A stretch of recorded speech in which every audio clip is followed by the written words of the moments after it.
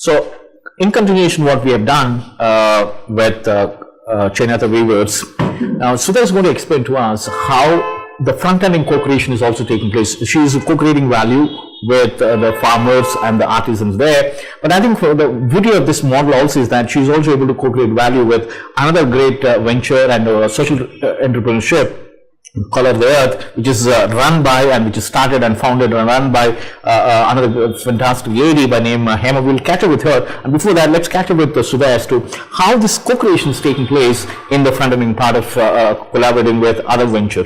Sudha, how does this take place, and can you take us through? I think it's a wonderful place here, right? I think if I'm right, these the clothes, the apparels all belong to you, and then you have all other accessories which belong to Color the Earth, right? So how does this, when did you hit off this one?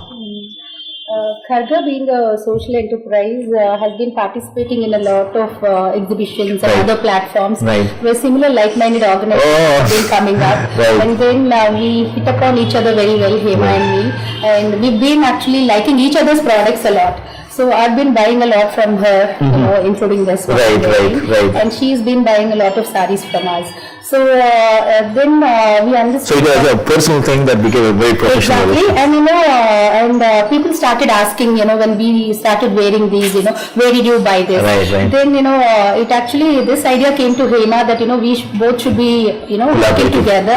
And she's often been saying that, you know, Kharga and Color the Earth should be adjacent to each other. That's and, you know, she has, you know, been thinking about a name also where, dreaming for a day when we all will be together, you know, selling this kind of thing.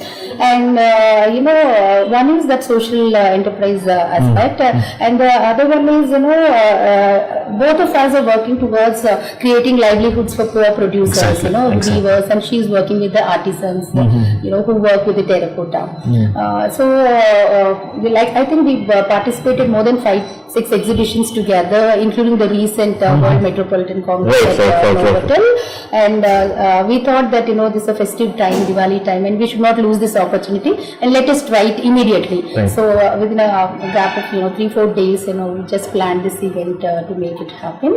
And this would bring value to the handloom. You know, it's a kind of complementary product, and it's not a competitor thing. And so creating livelihoods has been our agenda, and these two go together. So in this one, can you take us through for this one? So what all belong to the Kharga brand, and then what belong to, let's say, we'll catch up with Hema separately. So what is it like? Yeah. So we'll start with the fabric. Yeah.